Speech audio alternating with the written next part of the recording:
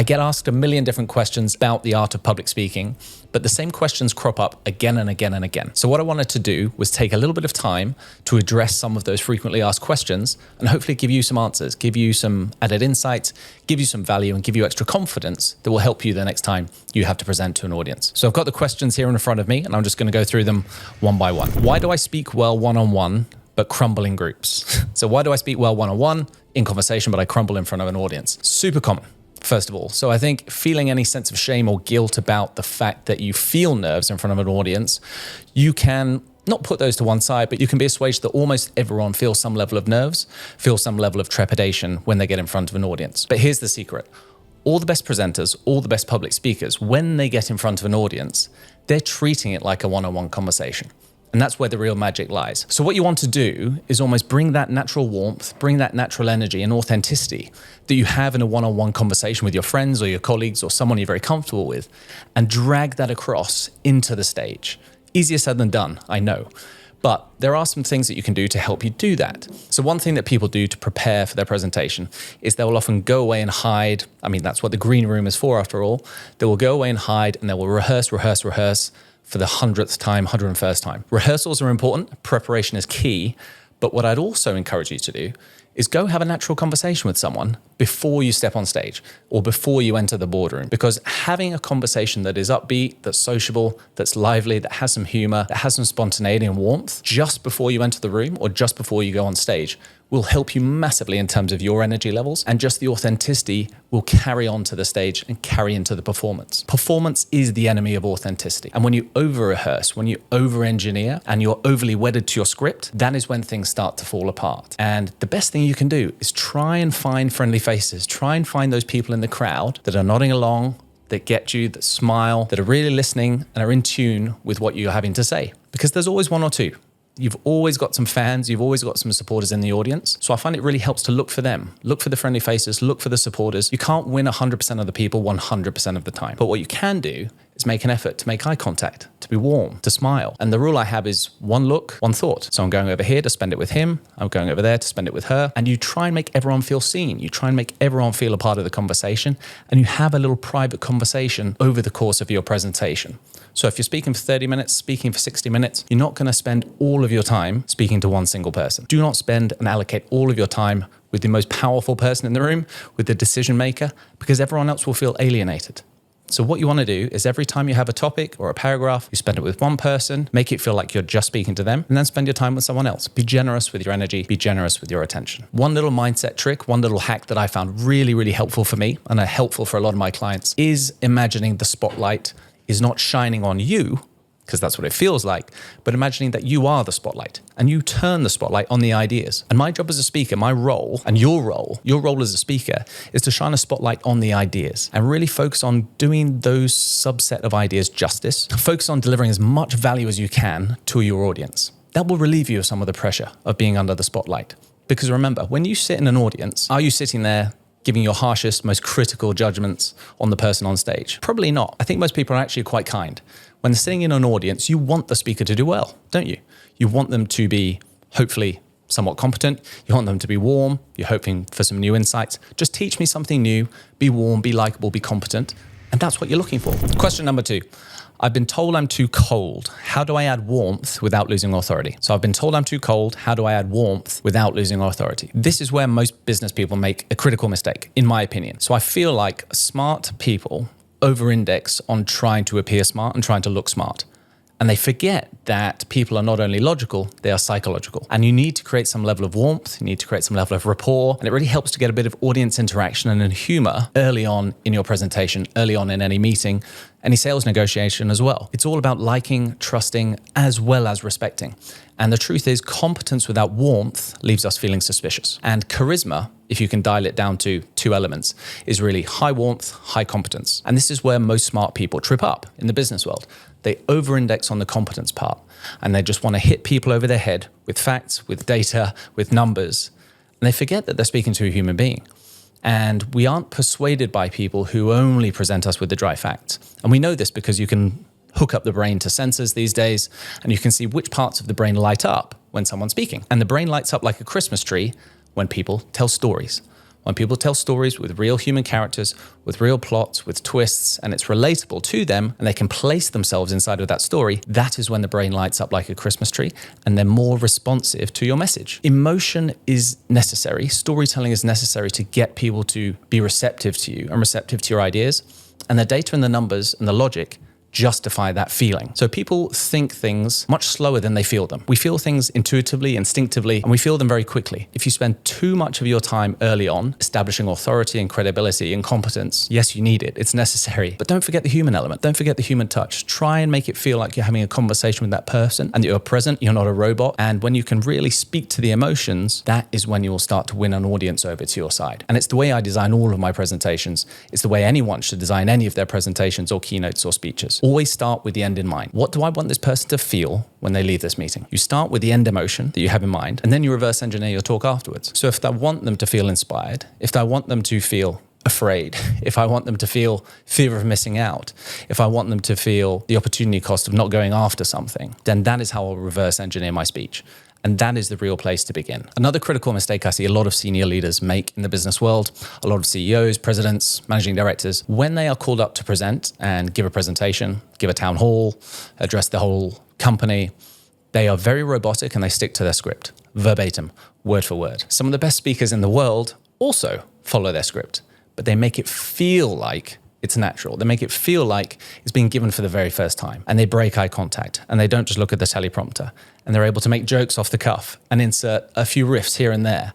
They'll pull on something that happened in the audience earlier. They'll reference someone in the crowd while still maintaining the company line. And that is how you inject a little bit of magic and charisma into your presentations. Because I promise you this, every time you stick to the script robotically, your audience does not come with you because they know you've prepared this. Or even worse, your head of HR or head of communications has prepared the speech for you and you're just a robot and a puppet relaying those words to them. And they don't feel anything. Okay? If there's no emotion in the speaker, there will be no emotion in the listener. And if you don't feel anything, they won't either. And this is where so many CEOs fall down. They forget to inject a little bit of their personality, a little bit of vulnerability, a little bit of warmth, and that is what makes people respond to you. That's why people want to follow you. That's why people will trust you and go into battle with you as their leader. And if they feel like you've just read words off a script and you don't mean any of it, and you haven't injected any of your personality, you haven't shown them something of you, you haven't shown them a piece of your heart, you're done. They won't follow you. They will do the bare minimum that they have to do to stick around, but they won't go into battle with you. They won't go to war with you. So here's a question I get all the time in the corporate world. People ask me, how do I make dry data sound exciting?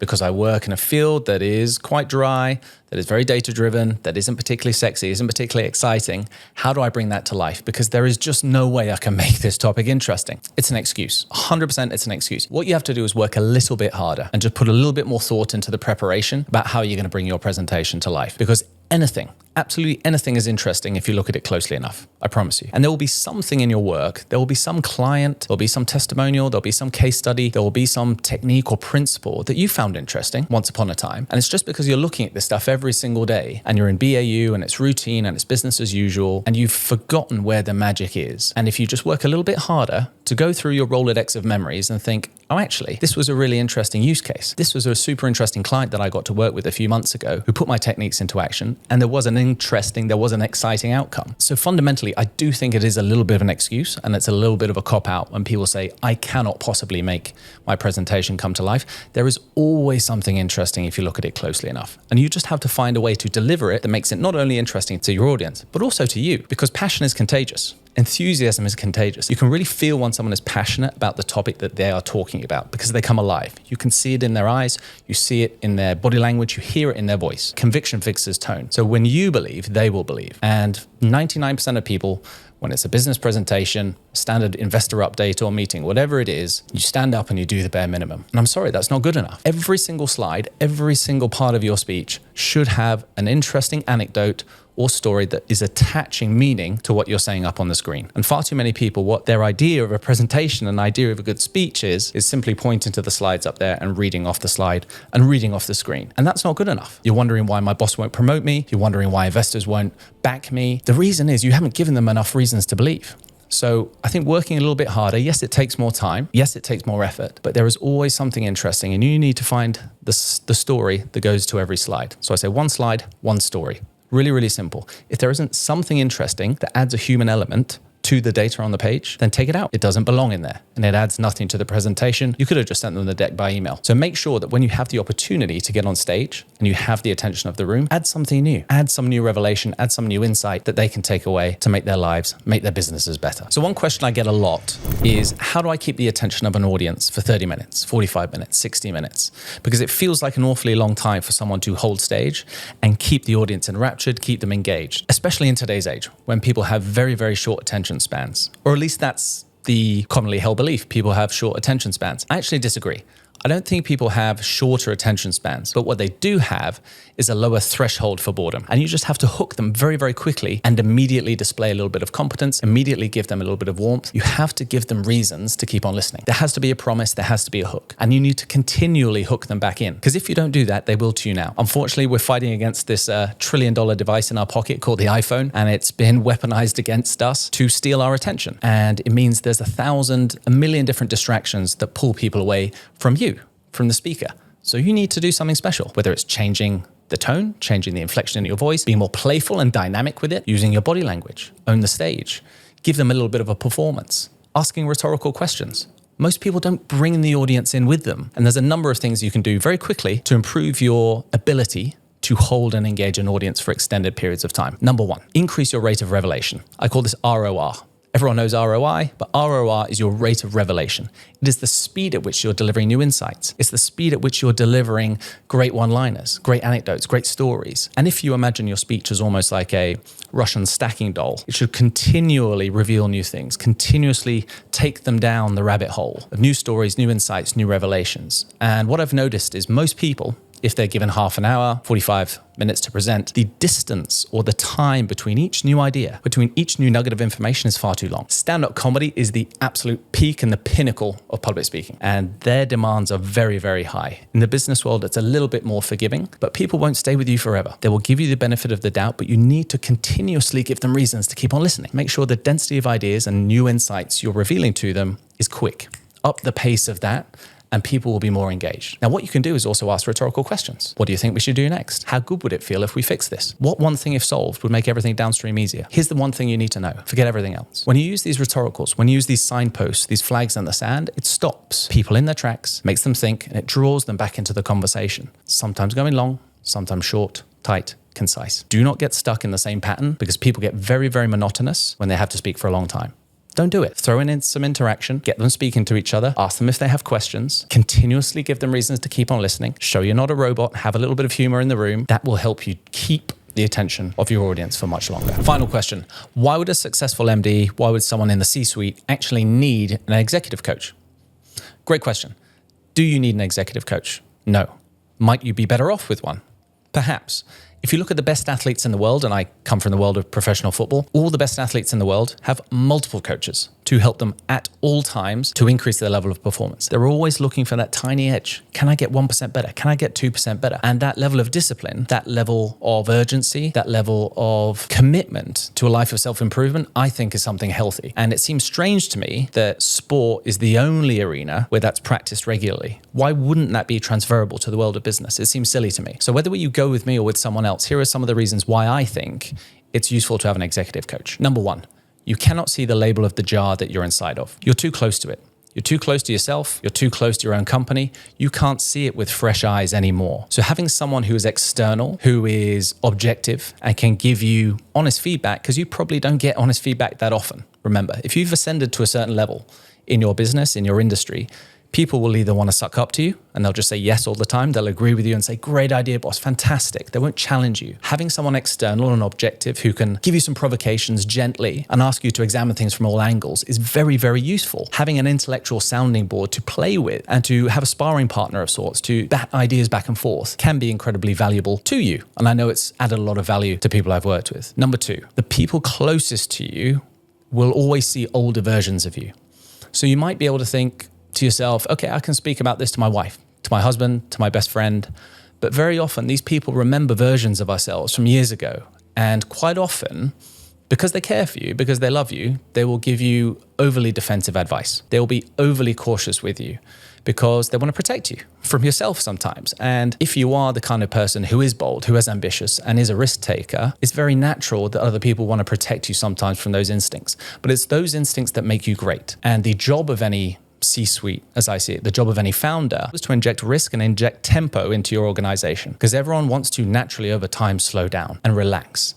And you are the pacemaker. You are the one who has to constantly say, this isn't good enough and we need to go to new places. And having someone to help you with that, hold you accountable, is really, really useful. I know accountability is a huge piece, just the way you would pay for a personal trainer to whip you into shape.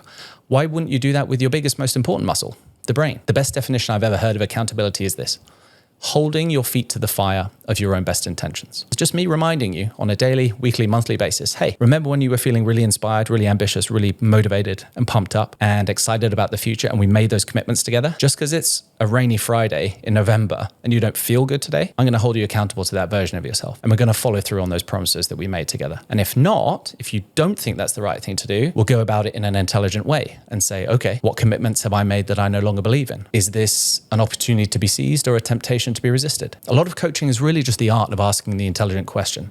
It's the art of asking the more beautiful question, the more difficult question, and being able to have those difficult conversations with someone you trust in a space that is safe. And then you can go out into the world with more confidence in the weight of your decisions.